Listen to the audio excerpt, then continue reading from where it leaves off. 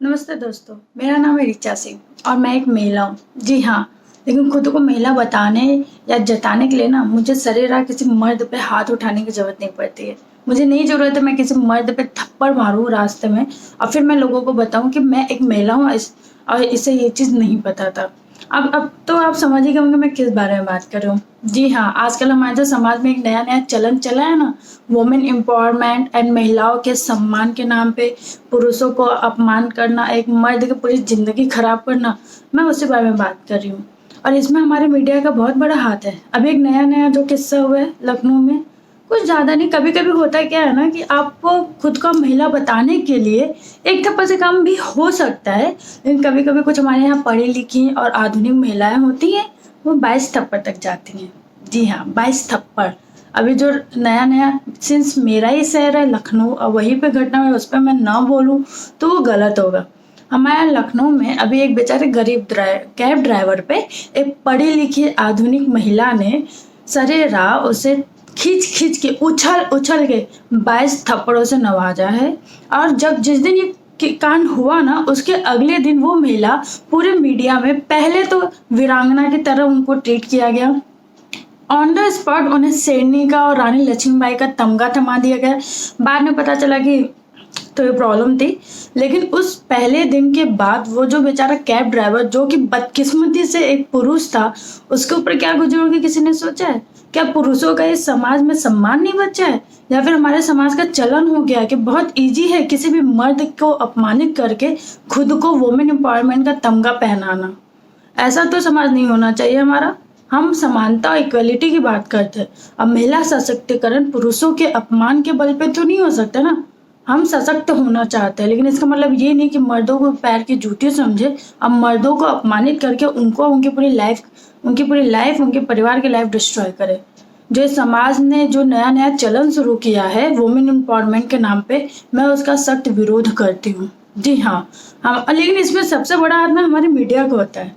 Media को बस एक कहानी मिलना चाहिए जहाँ एक महिला ने एक पुरुष पे हाथ उठाया, रीजन जानना वो जो ही नहीं समझते हैं। गलती तो पुरुष की होगी, हो सकता है कि 2 दिन बाद पता चले नहीं वो महिला मानसिक विक्षिप्त थी और गलती बेचारे उस पुरुष की थी नहीं, लेकिन वो 2 दिन तो उस महिला को हीरो बनाना ही बनाना है। सॉरी, हीरो नहीं, हीरोइन, वीरांगना, रानी लक्ष्मीबाई का तमगा दिया जाता है। अगर रानी लक्ष्मीबाई इसमें होती ना, वो या तो फिर वो खुद ही नीचे आने में मजबूर हो जाएंगे, भैया मेरा नाम ना ऐसे इस तरह से बर्बाद मत करो, ऐसे मनोविक्षिप्तों को मेरा नाम ना दिया जाए।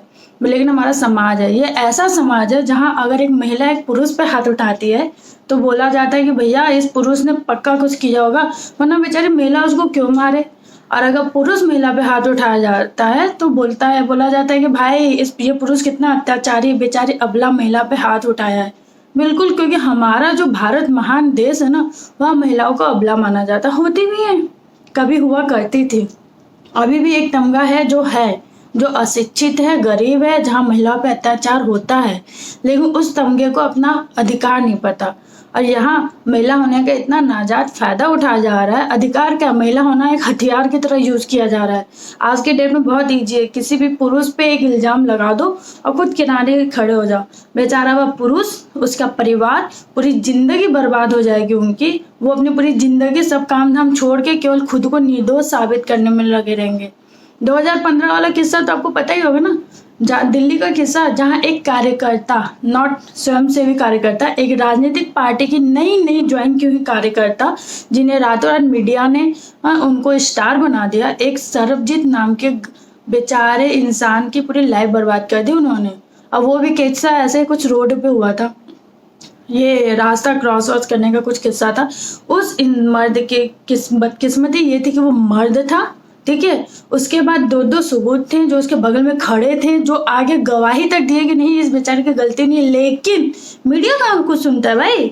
मीडिया ही तो आज का डिसाइड कर रहा है कि हमारे देश में होना क्या चाहिए और हो क्या रहा है, ये भी मीडिया ही डिसाइड कर रहा है और कोई थोड़ी नहीं डिसाइड कर रहा है।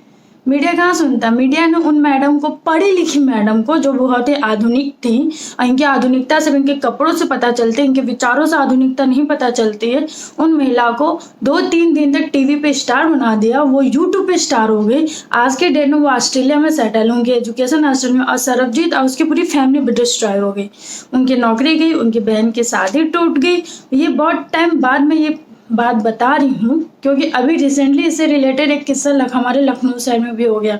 तब लगा यार क्या मर्द होना कोई गुनाह थोड़ी ना है, उन्होंने कोई गलती थोड़ी ना कर दी है। उनके माँ बाप उनको संस्कार देते कि वो महिलाओं की बेइज्जती ना करे, लेकिन ऐसी महिलाओं को भी उनके माँ बाप थोड़े संस्कार देते ना कि पुरुषों को अपने पैर की जूती ना समझे। हम समानता की बात करते हैं और हम ये नहीं चाहते कि अपना अधिकार पाने के लिए हम मर्दों का अपमान करें। ये बात तो है ही नहीं। हमारा अधिकार मर्दों के अपमान पर तो हासिल नहीं होगा ना। हम अपना सम्मान पाना चाहते हैं, हम महिला सशक्तिकरण की बात करते हैं। हाँ, सरबजीत जी की हम बात कर रहे थे। वो न्यायालय की तरफ गए, भैया न्यायालय कोर्ट की तारीख पे तारीख मिलती है, वो मैडम आई नहीं और आज 6 साल बाद भी सरबजीत जी और उनका पूरा परिवार खुद को निर्दोष साबित करने के लिए अपनी खोई इज्जत पाने के लिए लड़ रहा है, जैसे कैब ड्राइवर लड़ रहा है। लेकिन ऐसी जरूरत पड़ क्यों रही है? हमारे कानून में महिलाओं को इतने अधिकार दिए गए जिनका हथियार की तरह यूज हो रहा है। अगर कोई घर में कोई नई नवेली बहू अगर उसने कॉल एक कर दिया ना तो रातों रात पूरी फैमिली जेल में जाती है। बाद में आप प्रूव करते हो, वो नॉन अवेलेबल वारंट होता है। I am a law student, मैंने LLM किया है, इसलिए मेरे को जब मैं ये पढ़ती थी तो मुझे लगता था वाह यार महिलाओं को कितना अधिकार है, लेकिन मुझे ये नहीं पता था इस अधिकार का दुरुपयोग किस तरह से होता है। बेचारा आज के टाइम में शादियां होती है ना तो सास ससुर या फिर मैं पुरुष के घर की बात कर रही हूँ, जो होते हैं उनके परिवार वाले बेचारे डरे बैठे रहते हैं कहीं ऐसा ना कि बहू एक कॉल कर दे। आज बहू के रमो करम पे उनकी लाइफ चलती है। आप फिर नॉन अवेलेबल वारंट में आप अंदर हो, आपकी इज्जत तो गई। कोई भी, क्योंकि समाज कोई भी, ये आपके खुद के पड़ोसी ये नहीं समझेंगे कि भाई इनकी तो गलती नहीं है, तो बहुत अच्छे लोग हैं, लड़के नहीं। उनका तो यार बताओ नई नवेली बहू आई, इन्होंने बदतमीजी की होगी, इन्होंने उसको कुछ अत्याचार किया होगा इसलिए इसके साथ ऐसा हुआ है। भाई ऐसा है ना, जब ये कानून बनाए गए थे, संविधान बनाया गया था, तो हमारे यहाँ उस समय ऐसी दहेज प्रथा बहुत ही बड़ी कुप्रथा है जो बहुत अच्छी तरह से क्या बहुत ही ज्यादा चलित थी। आज वो थोड़ी कम हुई है लेकिन अभी भी है, खत्म नहीं हुई है। उसमें बहुत चली थी, तो उस समय बेचारी लड़कियों के साथ अत्याचार होता था दहेज के नाम पे। लेकिन आज भी कुछ जगह पे होता है लेकिन सब जगहों पे नहीं होता है। तो उस समय जब ये कानून बना था ना, तब इस कानून की बहुत उपयोगिता थी और इस कानून का एक्चुअल में उस समय जरूरत थी, लेकिन आज शायद ऐसा नहीं। हाँ दोस्तों, तो हम कहाँ थे? हाँ, उस समय हमारे देश में उस कानून की जरूरत थी तो वो बना। बट आज क्या है, आज उस कानून का किस तरह से दुरुपयोग होता है। भाई मेरे भी भाई हैं, मेरे भी पिता हैं, मेरा पति है। मैं बिल्कुल नहीं चाहूंगी कि ऐसे कोई दुर्घटना मेरे घर के जो मर्द उनके साथ हो, और मैं बिल्कुल ये भी नहीं चाहूंगी कि मेरे द्वारा किसी और के घर के मर्दों के साथ हो। भाई आज का जो समाज है ना, मैं आपको बताऊं, जो ऐसी गलत औरतें होती हैं ना, वो इस चीज को इस तरह से पब्लिसाइज करती हैं और हमारा मीडिया इस चीज को इतनी पब्लिसिटी देता है, उनको रातों रात इस तरह से स्टार बना देता है।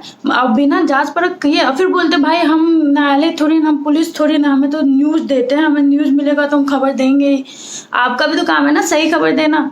आप पूरी स्टोरी जाने हुए किसी को भी वीरांगना साबित कर देते हो और बाद में पता चलता नहीं भाई उस बंदे के साथ गलत हुआ है, ये तो मनोविक्षिप्त है, इसने उसके साथ गलत किया है, या फिर ये तो ग्रीडी है, इसने रातों रात पब्लिसिटी पाने के लिए काम किया है।